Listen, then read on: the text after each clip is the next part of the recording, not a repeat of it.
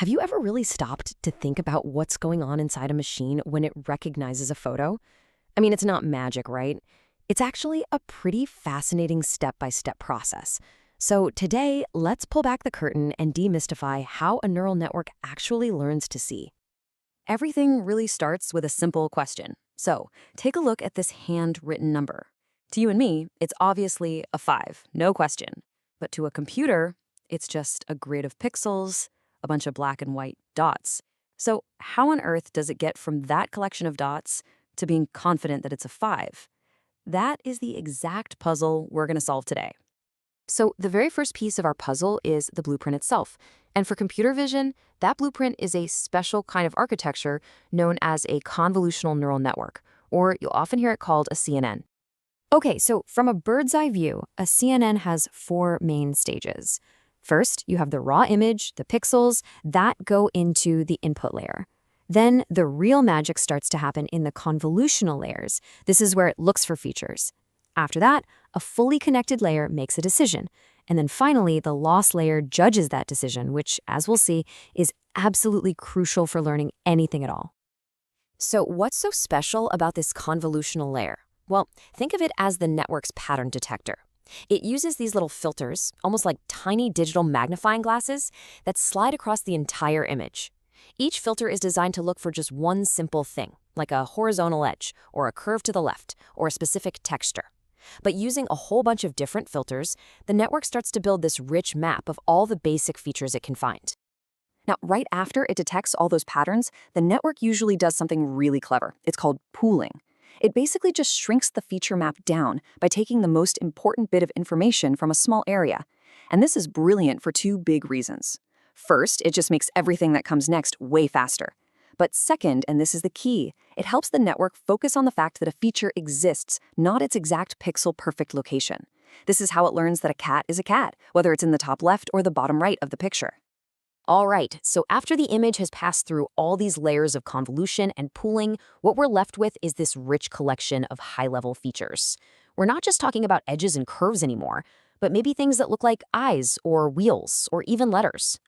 The fully connected layer is the grand finale. It's the decision maker.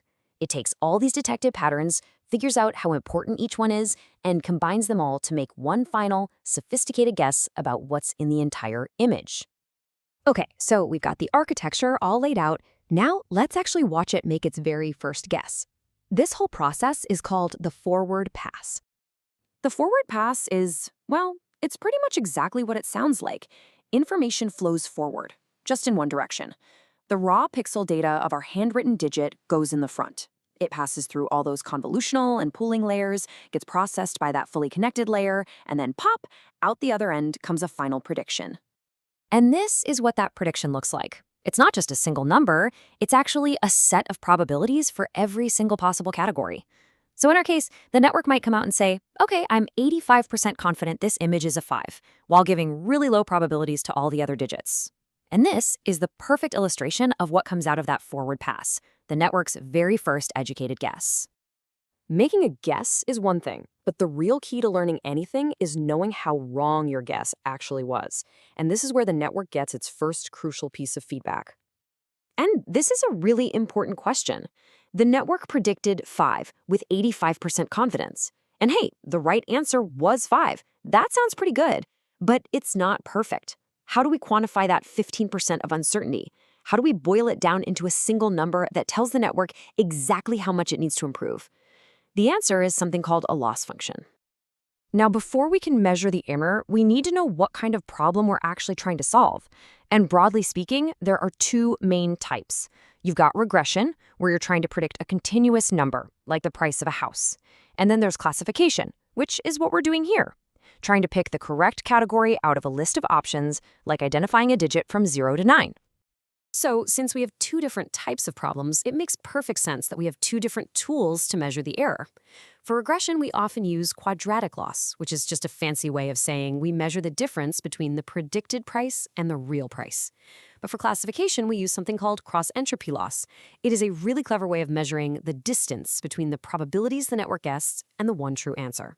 And what's great about it is that it really penalizes the network if it's super confident but totally wrong. Okay, so we now have a single number, the loss, that tells the network exactly how wrong it was. The next logical question is, how does it actually use that number to learn from its own mistake? This is the absolute heart of the learning process. The network knows it made a mistake, it has a score for that mistake. But how does it translate that knowledge into action? How does it figure out which of its millions of internal knobs to turn and which way to turn them so it does a little bit better next time? The answer is a truly beautiful algorithm called backpropagation. It's literally the reverse of the forward pass we saw earlier. It takes that final error number from the loss function and sends it backward through the entire network layer by layer. And at each step, it calculates exactly how much each individual setting and connection in the network contributed to that final error.